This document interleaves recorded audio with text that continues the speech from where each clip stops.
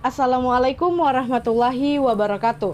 Perkenalkan, kami dari kelompok 5 mata kuliah manajemen umum akan mempresentasikan hasil kerja kelompok kami dengan pokok materi pengelolaan sumber daya manusia. Pertama-tama, perkenalkan, nama saya Andi Inaya Wulandari Putri Bahmin selaku moderator yang akan memimpin jalannya presentasi kali ini. Adapun materi yang akan kami bawakan yaitu pertama, manajemen sumber daya manusia, pengertian dan perkembangan MSDM, keterkaitan manajemen sumber daya manusia dengan visi dan misi organisasi, fungsi manajerial dan operasional MSDM, tantangan manajemen, serta 4 kompetensi manajemen sumber daya manusia. Langsung saja kita beralih kepada materi yang pertama yang akan dibawakan oleh rekan saya, Dimas Aryadi. Assalamualaikum warahmatullahi wabarakatuh. Perkenalkan, nama saya Dimas Aryadi.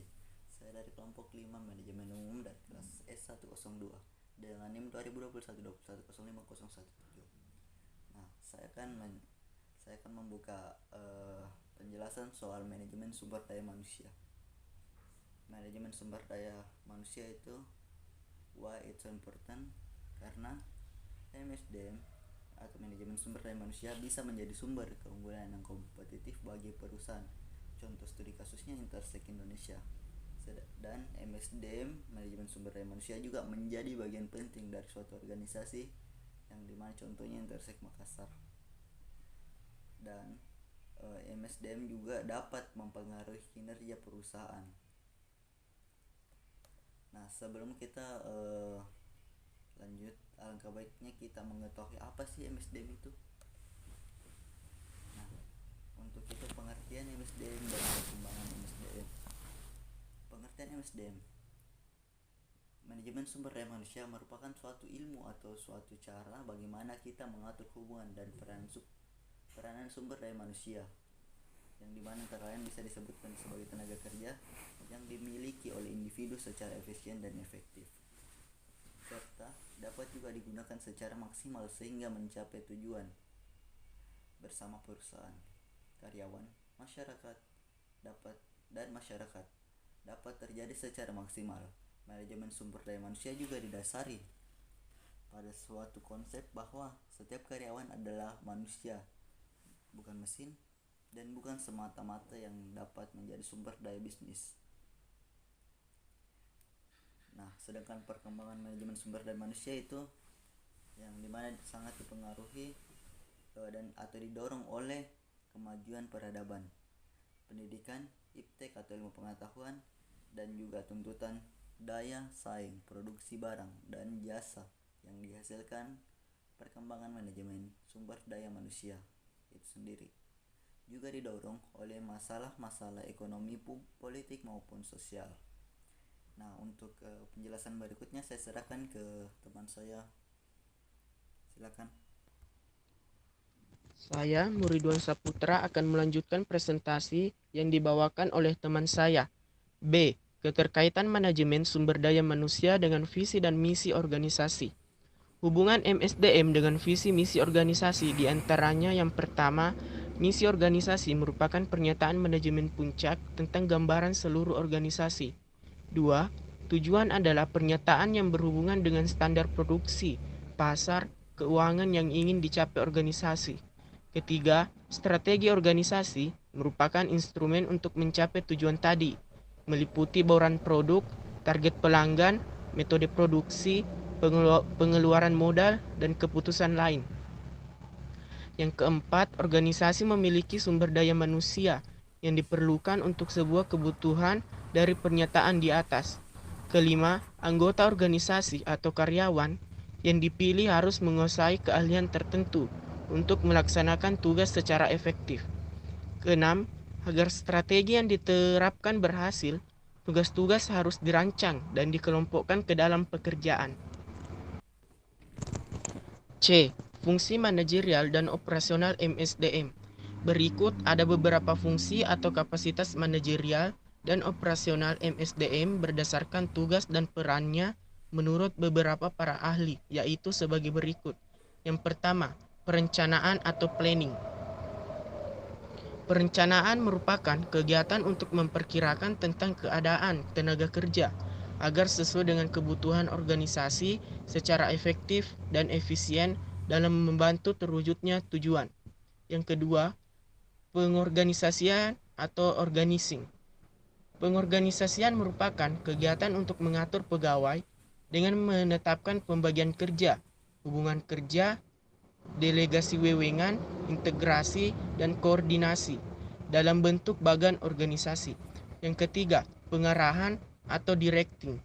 Pengarahan merupakan kegiatan memberi petunjuk kepada pegawai agar mau bekerja sama dengan kelompok 5 manajemen umum S102 bekerja efektif serta efisien dalam membantu tercapainya suatu tujuan organisasi. Yang keempat, pengendalian atau controlling. Pengendalian merupakan kegiatan mengendalikan pegawai agar menaati peraturan-peraturan dan bekerja sesuai dengan rencana organisasi. Baik, untuk presentasi ini akan dilanjutkan oleh teman saya. Sekian dan terima kasih. Saya Santi Priscilla Hartono akan melanjutkan presentasi yang dibawakan oleh teman saya. Adapun fungsi-fungsi operasional dalam manajemen sumber daya manusia. Ada 6 fungsi operasional dalam MSDM menurut Gaul 16/2014, yaitu sebagai berikut.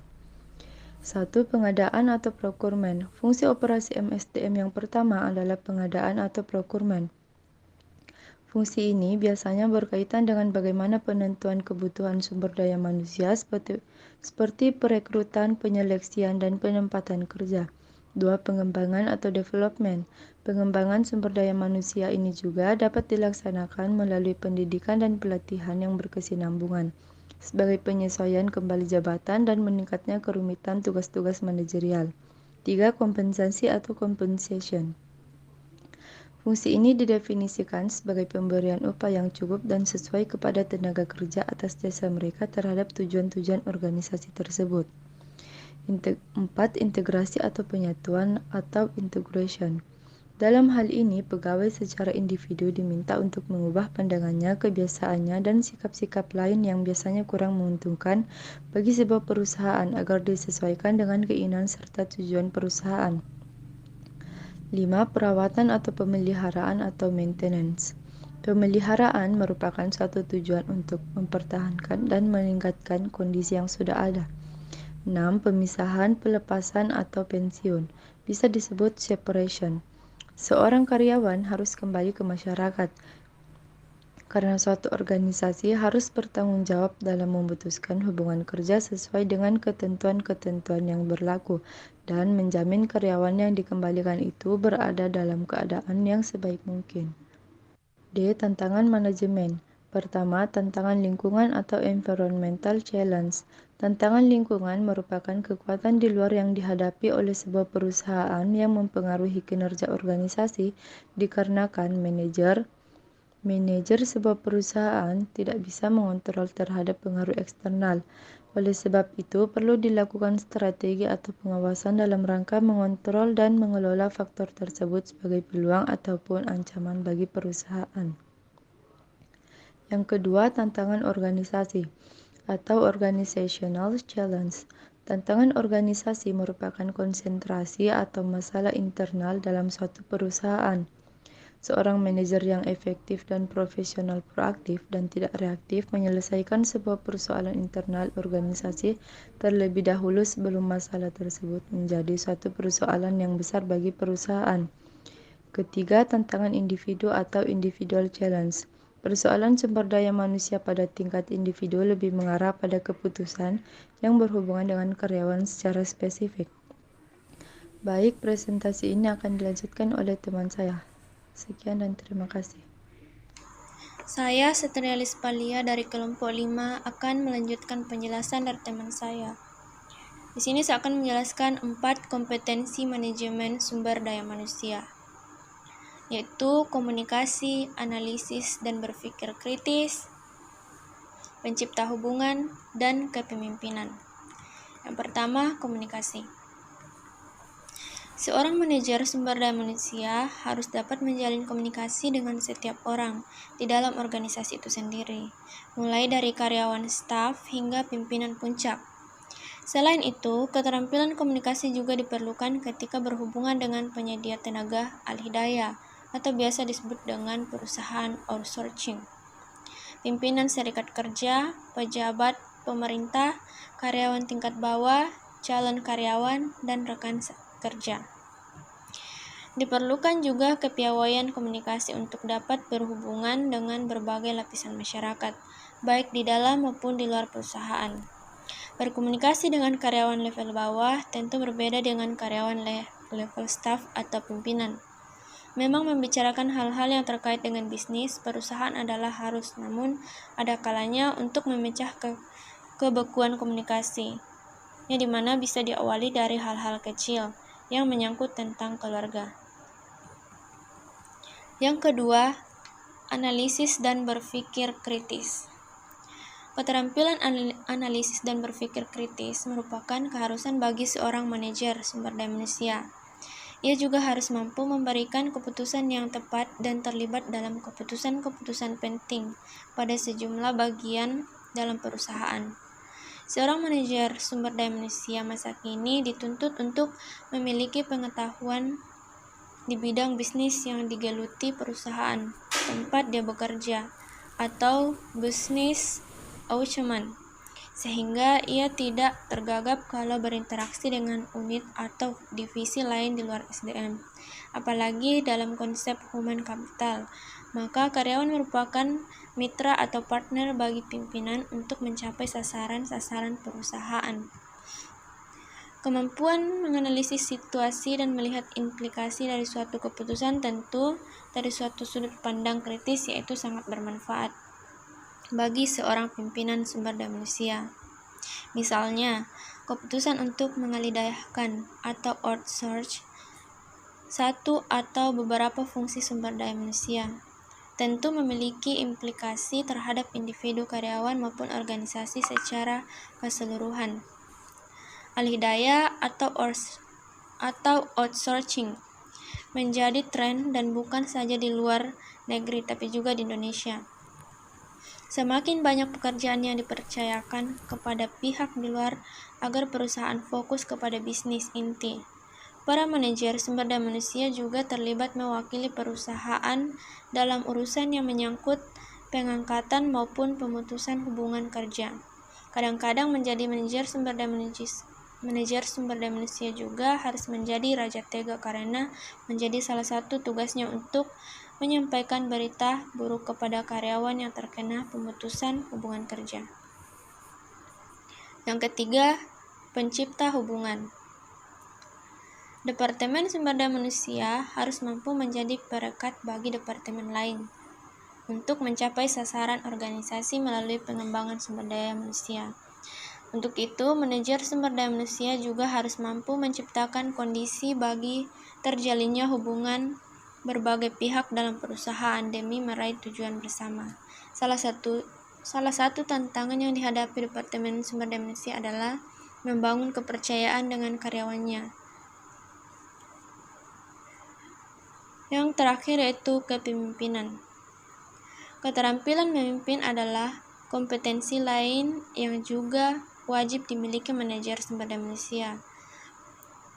Pada era Departemen Sumber Daya Manusia hanya mengurasi soal administrasi, peran kepemimpinan mungkin kurang. Seorang manajer sumber daya manusia umumnya mengikuti apa saja yang diinginkan oleh orang bisnis.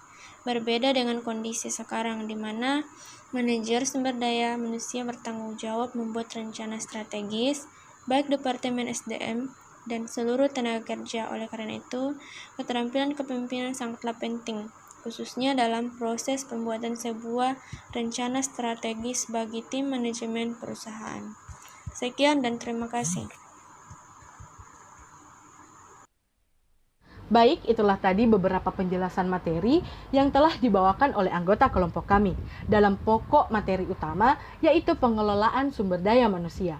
Kemudian, dapat kita tarik sebuah kesimpulan dalam presentasi kali ini, yaitu manajemen sumber daya manusia merupakan perencanaan, pengorganisasian, pengkoordinasian, pelaksanaan, serta pengawasan terhadap pengadaan, pengembangan, pemberian balas jasa, pengintegrasian, pemeliharaan, dan pemisahan tenaga kerja dalam rangka mencapai tujuan organisasi. Kemudian, sejarah manajemen sumber daya manusia sebelum permulaan abad ke-20, manusia dipandang hanya seperti barang atau benda mati yang dapat diperlakukan sekehendak oleh majikan. Hingga saat ini, peningkatan kualitas sumber daya masih terus dilakukan karena meskipun suatu negara tidak mempunyai keunggulan komparatif yang baik, namun mempunyai keunggulan kompetitif, maka negara tersebut bisa lebih bersaing dengan negara lain. Pendekatan manajemen sumber daya manusia yaitu dilakukan dengan pendekatan mekanis, pendekatan paternalisme, dan pendekatan sistem sosial. Tahap pelaksanaannya yaitu rekrutmen atau pengadaan, maintenance atau pemeliharaan, dan development atau pengembangan. Fungsi adanya MSDM yaitu perencanaan tenaga kerja, pengembangan tenaga kerja, penilaian prestasi kerja, pemberian kompensasi, pemeliharaan tenaga kerja, dan pemberhentian. Urgensi adanya MSDM yaitu karena MSDM berarti mengatur, mengurus SDM berdasarkan visi perusahaan agar tujuan organisasi dapat dicapai secara optimum. Staffing dan personalia dalam organisasi, meningkatkan kinerja, mengembangkan budaya korporasi yang mendukung penerapan inovasi dan fleksibilitas. Sekian hasil kerja kelompok kami, lebih dan kurangnya mohon dimaafkan. Assalamualaikum warahmatullahi wabarakatuh.